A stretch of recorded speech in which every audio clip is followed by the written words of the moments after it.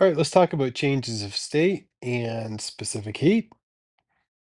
And first, we're going to take a look at this heating curve that is shown here in figure 5.34. So first, we're going to focus on this very tiny part of the curve, which is the transition from A to B. So this little sloped part here, you can see it's got a slope right here, okay? So if we have some water and you can see here total added heat, okay, and you see temperature here is on the y-axis, okay? Well, if I have water at negative 20 degrees Celsius, what state of matter is it going to be in? It's going to be a solid, right? If I go right here, right, this is negative 10 degrees Celsius. At negative 10, what state of matter is water going to be at? It's going to be a solid, right? It's going to be a solid until it reaches 0 degrees Celsius, at which point it begins to melt. And so the line AB is solid, in this case, ice is what I'm talking about, or sort of water. So solid water, which is what we call ice. Anyhow, so it's the solid heated until it reaches the melting point. And so you can warm up a solid, right? You can warm up ice. Sure, you can. If it's at negative 20 and negative 10, you're going from negative 20 to negative 10, which is warming it, but it doesn't mean it's going to melt. It won't melt until it hits 0 degrees Celsius. Now, when it hits 0 degrees Celsius, initially at this point here, you're going to have a mixture of water and ice together, right? So this is ice water mixture right here from B to C, right? This is the melting process. So I'll just put here, this is melting. Now, here's what's important is that you notice that during the melting process, the temperature does not change, right? During melting, the change in temperature is equal to 0. There's no change in temperature at all. Now, in order to, kind of drive this point home, imagine you go to, Chick-fil-A, okay? And you get a soda at Chick-fil-A and they put some ice in it and then, you put a thermometer in it, okay? And let's say your thermometer reads zero degrees Celsius. When it's, let's say, 90% ice and 10% water. Well, the idea is this, is that the temperature of the water is not going to go above 0 degrees Celsius until all of the ice has melted. Until every last bit of it is melted, the temperature isn't going to increase, right? That's why this line is flat, okay? It's because the temperature is not going up. Why? And if you're saying, well, if I'm adding heat, right, if the heat is being added from the outside, where's it going? It's going into melting the ice to increasing the kinetic energy of the water particles in the solid phase, converting them into a liquid. Only once all the water has been converted into liquid, then the water can start to warm up, right? So you notice that when we go from C to D, all that is the warming of water. But you notice that once we get to 100 degrees Celsius right here, then the water starts to evaporate, right? Or starts to boil, rather, I should have said. Anyhow, so this would be boiling right here, right? This is the boiling process, okay?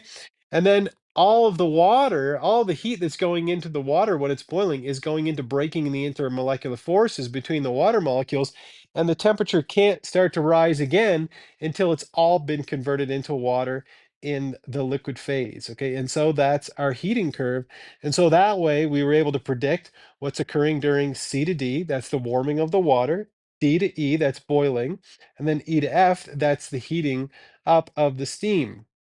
And so going back to this idea of the line between B and C, the melting, right? It tells you right here, the temperature remains constant. Why?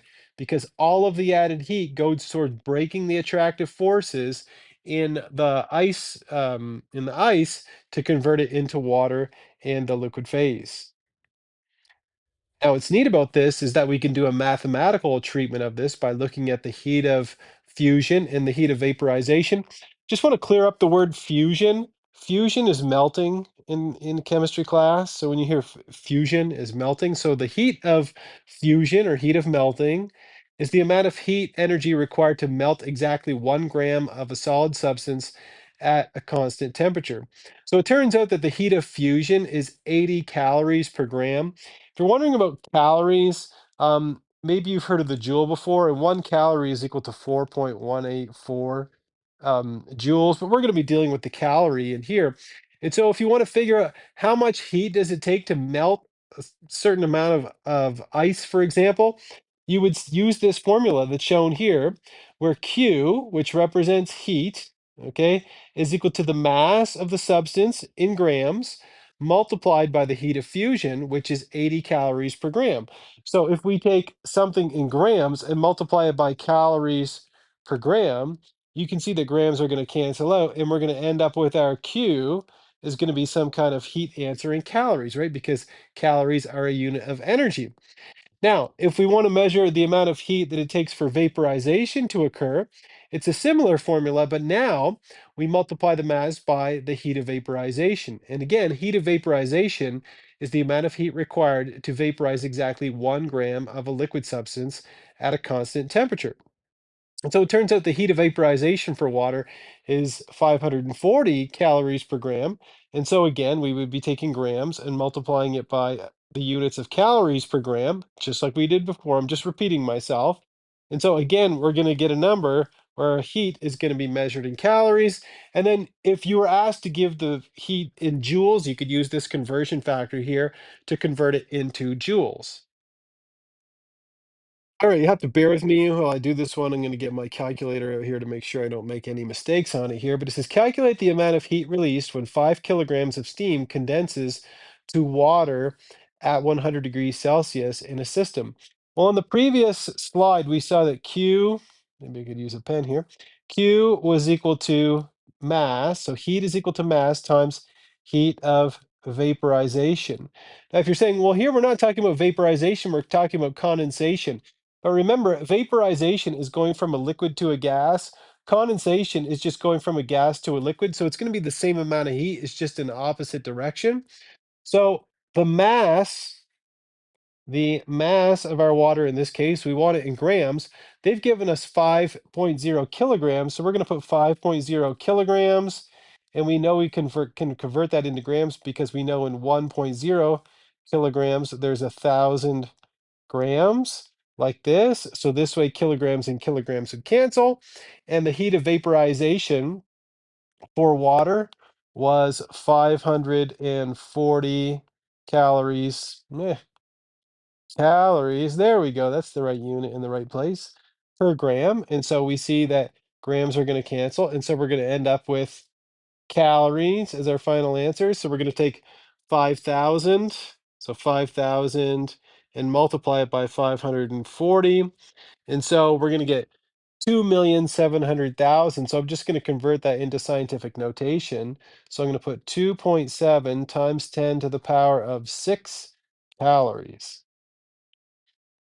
Now, another way you could frame this is knowing that 1,000 calories is equal to 1 kilocalorie. And so we could also just convert that and we could say it's 2,700 kilocalories. Either answer is fine. All right, so in the title slide, we said we were going to talk about specific heat in this section. And specific heat is defined as the amount of heat energy required to raise the temperature of exactly 1 gram of a substance by exactly 1 degree Celsius. Now, this is going to vary according to the substance, right? Because some substances are easier to warm up than others. And when we calculate the amount of heat using specific heat, we use this formula here. I'll just write it out a little bit bigger. Q, heat, is equal to mass times specific heat, which is C, times delta T, which is change in temperature. And so you can see here that specific heats are given in joules per gram degree Celsius and calories per gram degree Celsius. So either one is totally fine to use. But you'll notice here that if you look at the specific heat, so keep in mind, specific heat is the amount of heat required to raise the temperature of something, a substance, by 1 degree Celsius, 1 gram of a substance by 1 degree Celsius. Well, just look at these and you'll notice right away that not the highest, but one of the highest heat capacities on here is water in the liquid phase. So water has a very high specific heat capacity, which is a good thing for you and me because we're mostly made out of water. It takes a lot of heat to warm us up. It takes a lot of cold to cool us down, and that helps us maintain a constant body temperature. Just think about if you had a, let's say, like something like the size of a shot glass full of water, and you held a lighter under that shot glass for 20 seconds or something. Would you dare to stick your finger in there after it? I would. Okay, the water might be warmed up, but only by a little bit, right? Because since water has a high specific heat, it takes a lot of energy to warm it up. Well, let's say you had a piece of copper on the other hand. If you had a piece of copper, and you had a lighter under that for 20 seconds, would you want to touch it after? The answer is no. Copper is going to warm up much, much, much, much faster than water. Why? Because it has a low specific heat. It only takes a little bit of energy to raise the temperature of 1 gram of copper by 1 degree Celsius. Okay. So metals, generally speaking, are going to have low specific heat capacities. You can see here mercury has a really low one, as does sodium, and aluminum's is pretty low as well. Whereas you get up to liquids and you can see that they're a lot higher, generally speaking, things like ethylene glycol. Ethylene glycol is one of the major components of liquid antifreeze that you would put in your radiator in your car or vehicle. And so it has a high specific heat capacity, which means it takes a lot of energy to warm it up, which prevents your engine from overheating. It also takes a lot of energy to cool it down and freeze it, and that would prevent your engine block from cracking. Anyhow, so there you go. Specific heat, if you're the kind of student who likes to Google everything that we do, I always have a few students who are like that. Sometimes specific heat is called specific heat capacity. Capacity. So if you are perusing the internet and you see specific heat capacity, it's the same thing as what they're calling specific heat here. All right, therapeutic hypothermia is a method in which medical professionals use ice or ice packs to lower a patient's body temperature after cardiac arrest in order to reduce damage to the brain. How much heat has been removed from a patient's body when a mass of 6 kilograms of ice applied to the patient was warmed from an initial temperature of -18 up to -12? So you can see the change in temperature here, delta T, is going to be we'll just say 6.0 degrees Celsius like that. So we're trying to calculate the heat, and we want know Q is equal to M times C times delta T. Excuse me. We know the mass of our ice is 6.0 kilograms, or we could say 6.0 times 10 to the power of 3 grams. I just converted that. We know our delta T is equal to 6.0 degrees Celsius. We know our specific heat capacity um, for ice. In order to get that, we're going to have to go back to our table here, and you see the specific heat capacity for water in the solid phase, which is the same thing as ice, is 2.1 joules per gram degree Celsius, or 0.51 calories per gram degree Celsius. Let's just do the calculation in joules. So we'll use 2.1. So we'll put down here 2.1 joules per gram degree Celsius.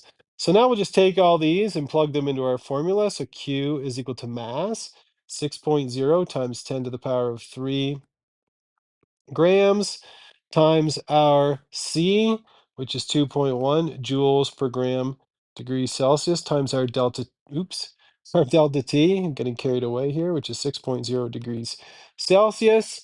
And so when you multiply all this out, you end up with 75,600 joules, like that. We could divide this by 1,000 to convert into kilojoules. So 1, 2, 3, like this. So we could also say Q is equal to 75.6 kilojoules, like that, right? And of course, you see the grams cancel, as do degrees Celsius. So again, I just divided by 1,000 because we know that 1,000 joules is equal to one kilojoule, like that. All right, and so that ends chapter 5. So, what are the things we should have learned? How to use Vesper to predict molecular geometries. Remember, the geometries we look at in this class are linear, bent, tetrahedral, trigonal, pyramidal, trigonal planar. Let's see, use electronegativities to classify bonds, covalent bonds as being polar or nonpolar. Determine whether molecules are polar or nonpolar. So polar molecules are going to have a dipole that doesn't cancel, whereas nonpolar molecules either don't have any polar bonds, or if they do, they cancel out. Identify major attractive forces between molecules in a given substance, so hydrogen bonding, dipole, and London forces. Distinguish phenomena that demonstrate kinetic energy from those which demonstrate potential energy.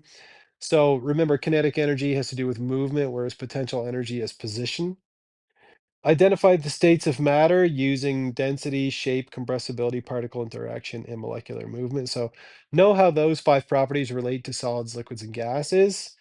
Classify changes in state as exothermic, endothermic. Exothermic release heat, endothermic heat goes in. Use the factors that affect evaporation and condensation to rank substances in order of increasing vapor pressure. So remember, the weaker the intermolecular force is, the higher the vapor pressure. Also, the smaller the molar mass when you're comparing similar molecules, the higher the vapor pressure. Use factors that affect boiling point and melting point to rank substances in order of increasing melting and boiling point, and calculate energy changes that accompany heating and cooling or changing the state of a substance.